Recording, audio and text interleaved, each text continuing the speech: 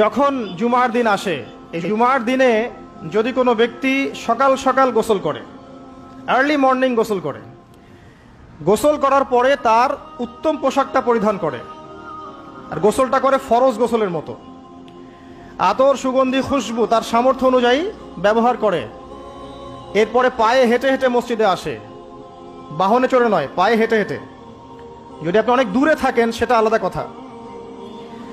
এবং ইমামের কাছাকাছি বসে, মসজিদে আসার পরে যতটুকু সম্ভব হয় সুন্নত পড়ে নিল, নফল পড়ে নিল, এরপর ইমামের কাছাকাছি এসে বসলো।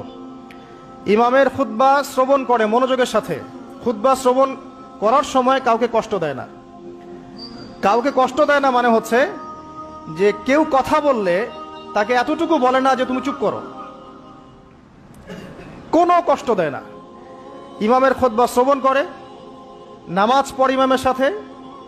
এই ব্যক্তির আমল নামায় নবী সাল্লাল্লাহু আলাইহি ওয়াসাল্লাম বলছেন যে প্রত্যেক পদক্ষেপের বিনিময়ে 1 বছরের নফল নামাজ আর 1 বছরের নফল রোজার নেকি লেখা হয়।